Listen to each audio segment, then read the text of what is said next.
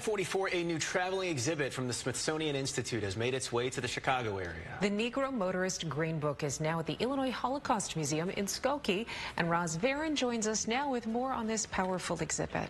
I had such an educational experience going through this, and I think that you'll really enjoy it. The Green Book was a travel guide published from 1936 to 1967 for African American families and individuals, letting them travel safely and with dignity during the Jim Crow era.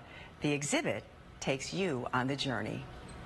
Carry your Green Book with you. You may need it was prominent on the publication's cover.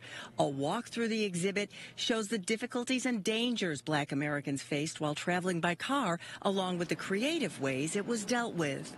Not only will they learn about the time period during the Jim Crow era and segregation in the United States, but what's really the positive, incredibly rich story that's being told here is about Black entrepreneurship, resistance, and honestly resilience in the face of Jim Crow. This part of the exhibit lets you take an interactive driving tour during the 1940s and 50s along two different routes, one using the Green Book and one without it. What do you all want? I'll sell you gas. That's it, you hear me? I know you're gonna ask. We don't allow no colors in our restaurant. There were some 10,000 businesses listed in the Green Book nationwide, from restaurants to service stations.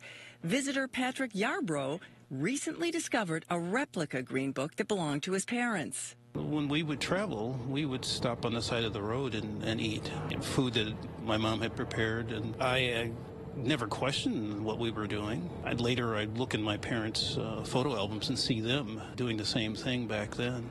Chicago had more than 200 sites in the guide, most of them in Bronzeville, most of them gone. The famous Regal Theater and Savoy Ballroom at 47th and King Drive, where Little Stevie Wonder's Fingertips Part 2 was recorded, is now the Harold Washington Cultural Center.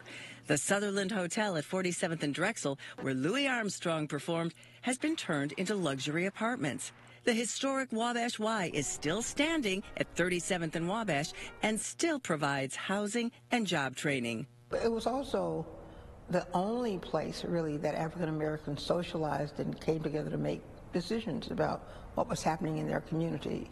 The first Black-owned airport in the country in South Suburban Robbins was also in the Green Book.